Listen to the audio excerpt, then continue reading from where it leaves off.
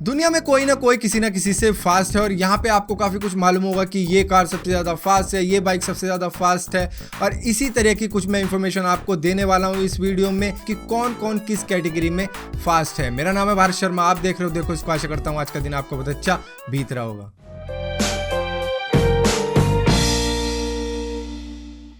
World fastest human का नाम तो आपको मालूम ही है, जो है यूसेन बोल्ट, जिन्होंने वर्ल्ड रिकॉर्ड सेट कर रखा है 100 मीटर स्प्रिंट में 9.58 सेकंड्स का। उनकी एवरेज स्पीड तो वैसे तो रहती है 37.58 किलोमीटर पर आवर, लेकिन उनकी फास्टेस्ट स्पीड है 60 मीटर से लेकर 80 मीटर के बीच में जो वो पीक करते हैं स्पीड को, वो रहती है 44.72 किलोमीटर पर आवर। ये उन्होंने सेट करी थी बर्लिन के अंदर, जहां पर वर्ल्ड चैंपियनशिप हुई थी। अगर फास्टेस्ट एनिमल की बात की जाए तो यहाँ पर कईयों के दिमाग में जवाब आ भी गया होगा कि चीता फास्टेस्ट एनिमल होता है, लेकिन ये गलत होगा क्योंकि यहाँ पर फास्टेस्ट एनिमल पूछा गया है, ना कि फास्टेस्ट लैंड एनिमल। तो एनिमल की कैटेगरी में प्रीग्रीन फैल्कॉन भी आती है, तो उसकी स्पीड है 390 किलोमीटर प्रति घंटा, जो बहुत ही तेज रफ्तार है जब ये नोज डाइव लगाती है शिकार के लिए और किसी रॉकेट की तरह अटैक कर देती है अपने किसी भी शिकार के ऊपर, चाहे वो हवा में हो चाहे वो पानी में हो। अगर पानी में कोई तैरती हुई कोई मछली मिल जाती है इसे, या कोई भी मिल जाता है, बहुत तेजी से नोज डाइव मार देती है, जिसको कहा जाता है रैपिड स्टूप। और इसी के साथ साथ इसे हंटिंग के लिए भी पाला जाता है क्योंकि ये बहुत ज्यादा तेज है। और यहीं पे लैंड एनिमल की बात करें तो चीता है, जिसकी स्पीड है 120 किलोमीटर प्रति घंटा। और इतनी स्पीड ये इस वजह से जनरेट कर पाता है क्योंकि इसके शरीर का एरोडायनेमिक्स ही कुछ इस तरीके का है। ऊपर से इसका लार्ज हार्ट है, लार्ज लंग है और इसी के साथ साथ बड़ी नाक है, जो ज्यादा ऑक्सीजन इनटेक करने में मदद करती है। और इसी के साथ साथ उस ऑक्सीजन को और भी ज्यादा जगह में भर सके, वो सारा काम इसका लंग कर देता है। लेकिन ये बहुत ही छोटे टाइम के लिए ही सबसे ज्यादा तेज स्पीड पकड़ पाती है, जो है 120 किलोमीटर प्रति घंटा। अब यहाँ पे मैं एक और जानवर के बारे में बात करूंगा जो हिरन की तरह दिखता है, जिसको कहा जाता है प्रोंगहोंग।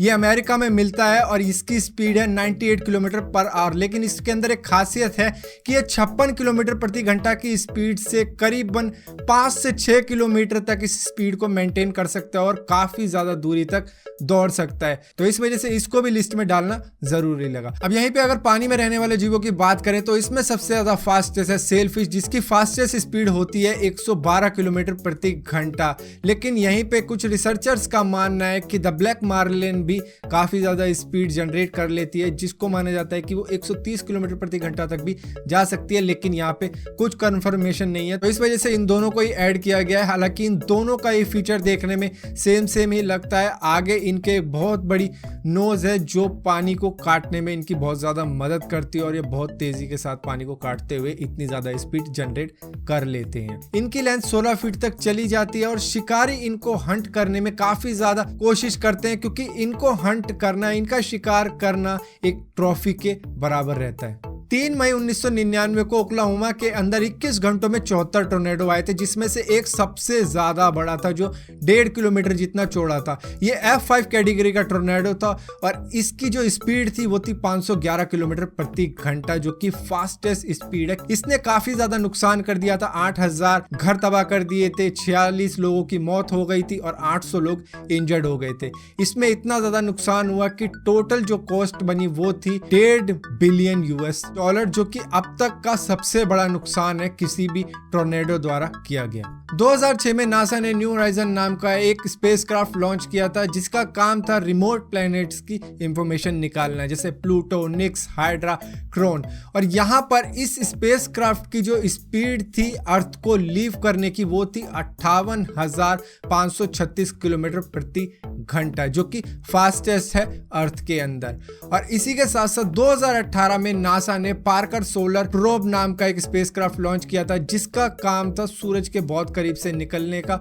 और आज के वक्त में ये सूरज के करीब से निकल चुका है, जो कि एक वर्ल्ड रिकॉर्ड बन चुका है। और इसकी स्पीड थी 2,66,000 किलोमीटर प्रति घंटा। लेकिन इसकी स्पीड धीरे धीरे बढ़कर हो जाने वाली है 6,90,000 किलोमीटर प्रति घंटा, जो कि फास्टेस्ट है किसी भी स्पेस क्राफ्ट के लिए। अगर किसी से भी पूछा जाए कि सबसे ज्यादा तेज स्पीड किसकी है, तो वो कहेगा भाई पूरे यूनिवर्स में अगर सबसे ज्यादा स्पीड है तो वो है लाइट की, जिसकी स्पीड है 29,97,92,458 मीटर पर सेकेंड।